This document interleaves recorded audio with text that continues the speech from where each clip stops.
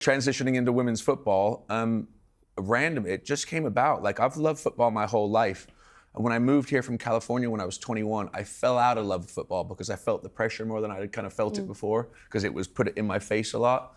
And then a few years later, I started playing charity games, and I'd always go to United. And then I became a fan of Dorking Wanderers through my friend Mark White. I'm sure you've seen clips of Mark White on various bunch of amateur shows and stuff like that. And he said to me, we're launching this women's side of our team, because as a club grows, you need certain aspects of the club for the club to grow. And I think launching a development team, a women's side, the men's development team, and he asked me to do a little good luck video. So I grabbed the phone, did hi team, good luck, and all that stuff. And then I thought, that's really cool. What more can I do there? I asked him if I could sponsor the team with a business that I had. And he's like, mate, do you want to get more involved? And I said, well, what do you think? And he said, how does chairman sound? I said, sounds pretty cool to me. Right. And I liked the idea of it being kind of grassroots at the time. They were at the bottom of the football pyramid, as I'm sure you know all about. It was like, in some random pitch somewhere, muddy, nothing glamorous about it. And I loved the idea of that. So I said, yeah, I'll take the role. And here I am in my 4th season, coming into my 5th. What was it that you wanted to get stuck into at the bottom of the pyramid? Because to me, I'm like, obviously you're well connected. You probably like think, okay, maybe I'll start a bit higher up somewhere. Yeah. Why did you want to go to the very bottom? That's actually a good question. And I actually think to myself sometimes that part of it was the non-obvious bit of it that I really liked. I like to do things that are like underdog and not obvious, and I've been very blessed with great connections at United and Fulham, and there's all these different places that my old man played where who knows if maybe I had the conversation, something could come, who knows what it is. But I'm like, no, let's start at a unique, random, bottom of the thing and see where we can go with it. And I also realized that those connections that you speak about could potentially help that club and help that journey and that team. And that's exactly what happened. As soon as I announced that I was chairman of Dorking, TV royalty, as you say, came in, and BBC got in touch, and they're like, we used to make a documentary called Squad Goals. Did you ever see that with West Ham? Yes, that's right. Yeah, Were you not in it? I might have been in a couple of episodes. She goes, yeah, that's right. Yeah, I heard about that And then once. they released her. I wasn't in it enough, I must say. I would have got the ratings in if I was a bigger feature in it. But anyway, that's On that not note, about that. ours flopped too, to be fair. Yeah? Yeah, we did it. They filmed us for a whole season. I don't think it did that well, which I was gutted about, because I pictured one of those, and at the time, Wrexham, the documentary, wasn't out yet. So I thought to myself, that could have been us, but it wasn't. Yeah. You know what I mean? It wasn't meant to be, but it was a good experience for the whole team. And the girls that kind of played at the time, it followed their lives, and it was good fun for me as well, because I got to use the TV angle to gain notoriety for the club and for what I was doing. But as I said, it didn't go down very well. See, I feel like as the club is growing, like you're on this journey right now, what is the ambition? But I do feel like if you start climbing the tables, there will be more publicity there, and I feel like that, because to me that's missing in the women's game. I think right now we've got like London City, we've had like Michelle Cangs took over, she's involved in 3 clubs now, and she's just wanting to grow the women's game, and I'm like, there's got to be interest here from people on the outside that want to come in and watch the journey. Yeah. And I think that would be massive to help grow it. But what is your ambition for Dorking? Where do you want them to go? I mean, I don't sign up for anything without trying to reach the goals that you can reach. Like, you want to do the best with anything that you can do, and that's how I feel about them as well. But I realize it takes time, it takes money, it takes all these things, and we're not close to that yet. But what we have done that I've noticed is that each year it gains, as a club, we gain more notoriety, more respect. People are hearing more and more about it. And this season, for example, we had 7 new players come from all tiers above us. So I look at it like, if a player's in tier 3 and she's going to come down to tier 5, we must be doing something right. The club, Dorking as a whole, is well respected. It's classy. It's a beautiful ground. It has a beautiful lounge. And I think that the environment you create will bring in the players. And we've had some great opportunities. And what I noticed, I'll use one person example. 2 years ago, we went to the first round proper in the FA Cup, let's just say, right? The furthest that they'd ever gone in their 3 years. And it was a great day. We rented a big old coach and took it down to Portsmouth.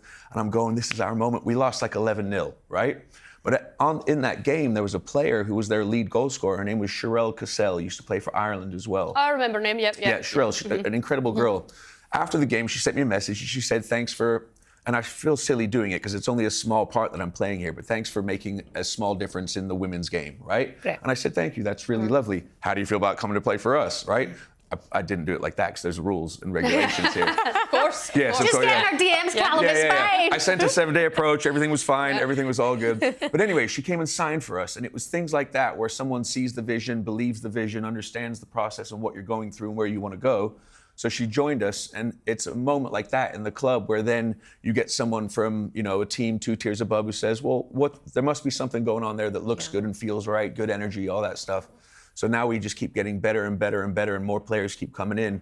And with that, we will grow. So the goal is to take them as far as I can while I'm doing it. And I love it so much, I'm not going anywhere at the moment. So, is there payment for the players at Dorking yet, or is that still something? There's expenses. I don't actually, and I got to be careful about that. There's rules and regulations, but we're that close to where it should be, you know. But people do get expenses paid, and there is money that is paid out, but I don't think there's any sort of contracts that needs to be had yet where we're at, I think it's going forward. I think the next tier is when you become semi-professional or even professional. Yeah. What tier do you become professional? Is it tier? I do not have a clue. I'm going to say it's probably the Championship. Yeah, okay. I'm sure some teams down below will have expenses. You might have a little bit of something there for the players. But I think Championship was where it would start, Yeah, that's where we're at as well. There's other teams in our league that are, high-end, lots of money teams where they'll be being paid a lot more than we can afford to pay. So it's hard to compete with those kind of things.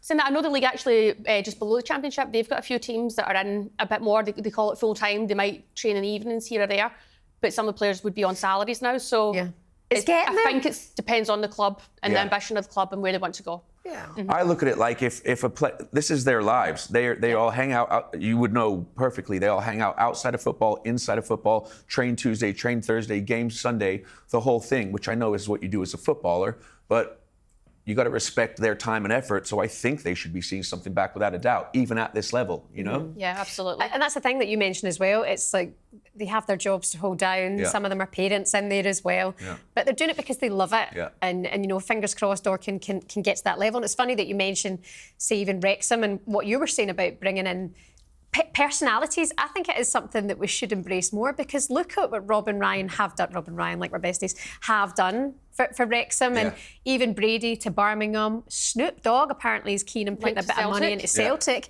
even though Celtic are doing okay. Just now it's the other side of Glasgow is having its issues, but it brings more eyes to the game, and I do think that you being involved in Dorking is good to get even some men to maybe even appreciate women's football a little bit more. How much of that nonsense do you have to put up with in terms of people going, why are you even doing that? Well, there's a few things there. I think that everything helps. I think there's a lot of cynicism in that person's only going there for money reasons. But at the end of the day, I feel like eyes on whatever awareness you're trying to raise is always going to help. So if there's a person in the public eye that's doing it, it's obviously going to bring light to whatever the situation is, right? So I didn't join. I knew it might happen, but I didn't become chairman of Dorking thinking anything but that sounds fun. That sounds cool. I love football. I love the camaraderie of it. I'm getting older, which means I don't play as much, but I'm like, if I can bring my excitement to the game and my love for the game to a club where it's on the rise, then I'll give it a shot, But I think that when even the piece I think that we spoke about just a minute ago with the Telegraph, and I was really grateful for that, because it was the first time it was it's a tricky one with this, because I'll look at someone my age, and someone my age will be a manager at, Borussia Dortmund. And you think to yourself, that's a high-end, established, professional role.